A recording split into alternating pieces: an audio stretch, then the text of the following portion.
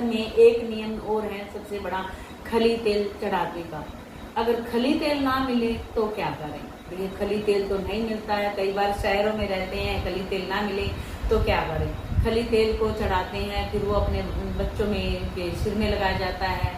तो खली तेल ना मिले तो आपको क्या करना है, सरसों के बीज होते हैं, जो बीज वाली सरसों होती है, सरसों जैसे मसालों की दुकान पे भी मिल जाएगी, सरसों ले आए आप। काली सरसों, पीली सरसों होती है, एक काली सरसों होती है जिसका सरसों का तेल निकलता है, तो काली सरसों ले आए आप।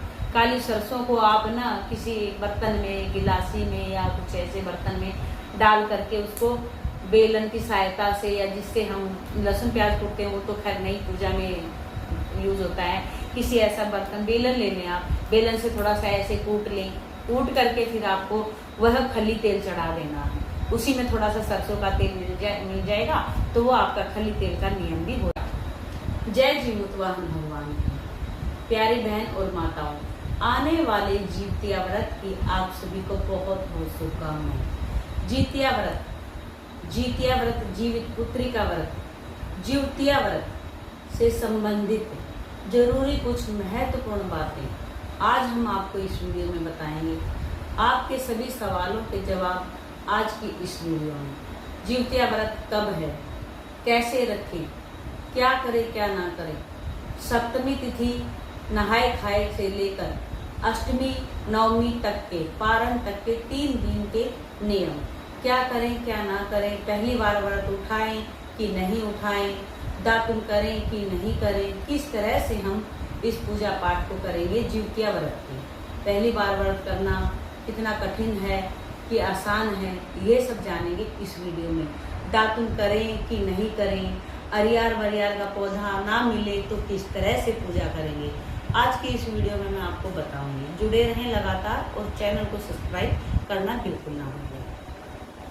व्रतों की पूजा कैसे करेंगे और हम सर्गी कब करेंगे, किस तरह से हमें संध्या काल की पूजा करनी है और कब करनी है, उसका भी आपको मुहूर्त आपको बता दूंगी मैं इस वीडियो में।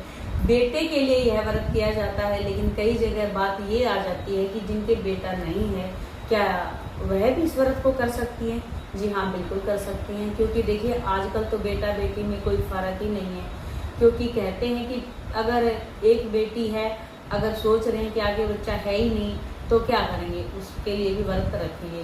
अगर जिनके मतलब बेटा नहीं है और वो चाहते हैं कि उनके बेटा हो, तो वह भी इस व्रत को, जीवित पुत्री का व्रत को कर सकते हैं बेटे की कामना से। तो ये तो हो गया कि व्रत कर सकते हैं कि नहीं कर सकते हैं। अब हम ये जानेंगे कि व्रत किस दिन करना है। देखिए सप्तमी तिथि 13 सितंबर और अष्टमी तिथि 14 सितंबर और पारण का जो नवमी तिथि है वह 15 सितंबर। यह व्रत अश्विन मास के कृष्ण पक्ष की अष्टमी तिथि को रखा जाता है, लेकिन नहाए खाए का नियम एक दिन पहले शुरू हो जाता है। यह व्रत वैसे तो बहुत ही कठिन है, क्योंकि 3 दिवसीय यह व्रत होता है। 3 दिवसीय यह व्रत होता है। यह व्रत इतना कठिन है कि मतलब कितने घंटे इसमें पानी नहीं पीते, निर्जला यह व्रत है, निर्जला व्रत रखा जाता है। यह बहुत ही कष्टदायी व्रत होता है। लेकिन कई बार क्या होता है कि जो व्रत उठा लेते हैं उनको व्रत करना ही होता है, चाहे बीमार हैं चाहे कुछ भी हैं, उन्हें यह व्रत करना ही पड़ता है। इस व्रत को बीच में नहीं छोड़ सकते हैं। सबसे बड़ी बात तो ये है कि व्रत को हम छोड़ नहीं सकते, जैसे भी करें व्रत को करना ही है। अच्छा, अब जिनकी सास नहीं है उनके लिए थोड़ा नियम कुछ ज़्यादा हो जाता है। जिनकी सास नहीं है वो व्रत कैसे करेंगे, क्या करेंगे क्या नहीं करेंगे, तो वो भी मैं आपको अब बताऊंगी आपको। देखिए नहाए खाए के दिन जिनकी सास नहीं है उनको क्या करना है, नहाए खाए के दिन भी उनको दान करना होता है। ठीक है, सिर धोते हैं, बाल सिर धोए जब बाल खुला रखते हैं, कहते हैं कि पानी टप टप टपकना चाहिए। जिनकी सास नहीं है वो अपने पति के नाम से गांठ लगा लें जीवतिया में, क्योंकि सास नहीं है तो जीवतिया में अपने पति के नाम से भी गांठ लगा सकती हैं, क्योंकि ये तो उनका ही सौभाग्य है, दीर्घायु होगी आपके पति की। तो ये तो हो गया इस तरह से। अब नहाए खाए के दिन भोर में हम किस तरह से, कब चील सियारों को भोजन दें। देखिए चील सियारों को भोजन देंगे। जो नहाए खाए वाली रात है उसके बाद जैसे हम सोएंगे तो सुबह भोर में जल्दी उठेंगे।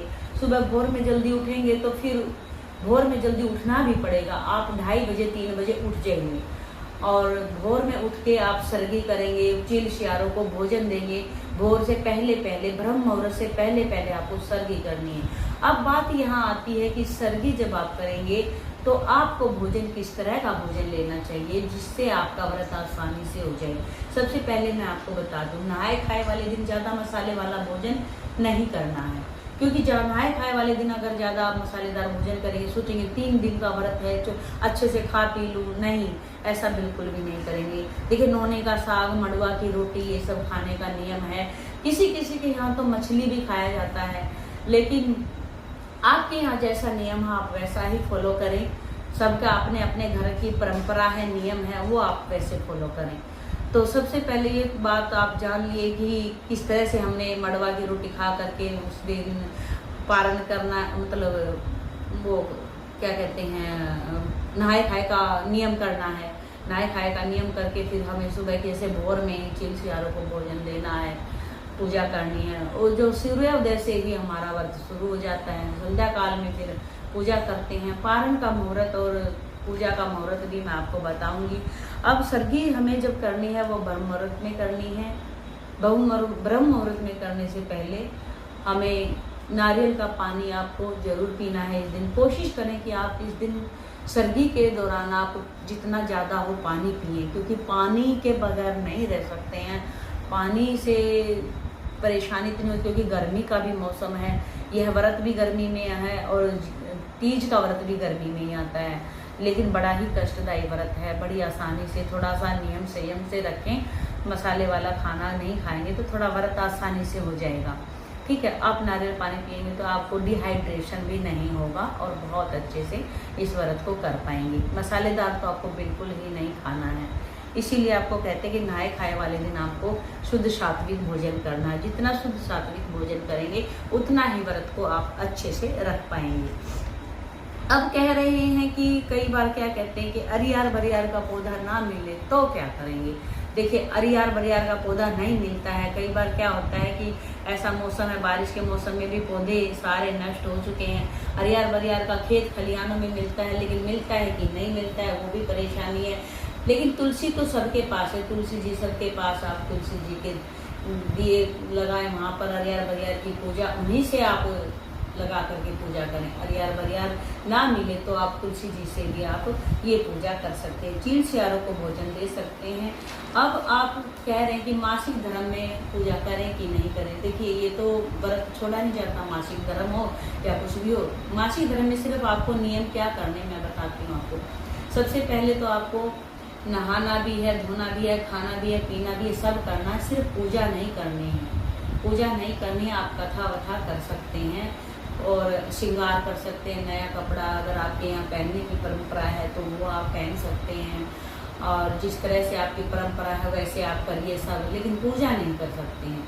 पूजा क्यों नहीं कर सकते? क्योंकि मासिक धर्म है, इसमें तो पूजा नहीं कर सकते। सिंदूरा आप लगाएं कि नहीं लगाएं, ये भी आपका सवाल है कि हम सिंदूरा से सिंदूर लगाएं कि नहीं लगाएं। देखिए सिंदूरा से सिंदूर नहीं लगाना है।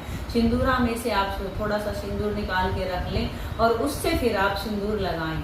सिंदूरा से सिंदूर ना लगाएं। अच्छा, रही बात पूजा की, आपके मन में तो ये रहेगा कि मैं पूजा नहीं कर पाई हूँ, अब मैं क्या करूँ। आपके पति देव आपकी इस काम में सहायता करेंगे, या फिर आपकी जेठानी है वो आपके काम में इसमें सहायता करेंगी। इस तरह से आप मतलब कर सकते हैं। ठीक है, सिंदूरा से सिंदूर लगाएं। अब नया कपड़ा पहने ना पहने वो आपके घर की जैसी परंपरा है वह सब आप देख सकते हैं। मानसिक पूजा कर सकते हैं। अगर ऐसा भी संभव नहीं है, पतिदेव भी मदद नहीं करा सकते हैं, जेठानी भी मदद नहीं कर सकती हैं, दूर रहती हैं तो वो भी मजबूरी हो जाती हैं, तो फिर आप मानसिक पूजा कर सकते हैं। और देखिए वैसे तो शुद्ध सात्विक भोजन ही बनाना चाहिए, क्योंकि भगवान जी को भी भोग लगता है।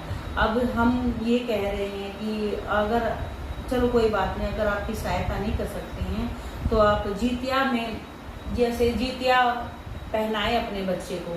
अब एक सवाल ये भी उठता है, जिनके पास नई जितिया नहीं है क्या वो पुरानी जितिया से भी व्रत कर सकते हैं? जी हाँ, कर सकते हैं। अगर नई जितिया नहीं है तो आप पुरानी जितिया से भी व्रत कर सकते हैं। लेकिन आपके पास नई जितिया आ गई तो पुरानी जितिया का क्या करेंगे? सबसे पहली बात तो अगर पुरानी जितिया है तो आप उसे उठा के रख लें, किसी बहते जल में, नदी तालाब में उसे परवाह कर दें। ये तो हो गई आपकी सभी बातें। देखिए जितिया व्रत में संध्या काल की पूजा का सबसे जरूरी है। संध्या काल की पूजा का जो नियम है, जो पूजा है वो है प्रदोष काल में। मुख्य पूजा होती है शाम के समय में। देखिए शाम के समय का जो पूजा का मुहूर्त है वह 14 सितंबर को शाम को 5:42 से 7:12 तक। और पारण जो हम नवमी के दिन पारण करेंगे उसमें हमें खाना जो भोजन बनाते हैं पारण के लिए उसका भी हमें भोग लगाना होता है, भगवान जी को प्रसाद चढ़ाना होता है, चिलसियारों को देना होता है, पितर पितराइन को देना होता है, जीमुत वाहन को भोग लगाना होता है। तो इस दिन भी हमें शुद्ध सात्विक भोजन से ही अपने व्रत का पारण करना होता है। तो पारण का जो शुभ मुहूर्त है वो 15 सितंबर 6:05 से 7:25 तक। कहते तो ये है कि जितना हो सके आप खर रखिए, जितना आप निर्जला रख सकते हैं, जितना आप, लेकिन इतना सामर्थ्य आजकल किसी में नहीं है कि इतना लंबा आप खर कर सकते हैं। खर मतलब निर्जला नहीं कर, इतना नहीं कर सकते हैं तो आप इस मुहूर्त में अपने व्रत का पारण कर लें। और ये तो आप आज की जानकारी आपको बता दी है कि आज बहन और माताओं, ये जानकारी आपको कैसी लगी कृपया करके कमेंट करके जरूर बताएं और चैनल को सब्सक्राइब करना बिल्कुल ना भूलें। जीमूत वाहन भगवान की कृपा से आप सभी के बच्चों की दीर्घायु हो, आपको निरोगी संतान मिले, आपकी संतान की खूब उन्नति हो। जय जीमूत वाहन भगवान की।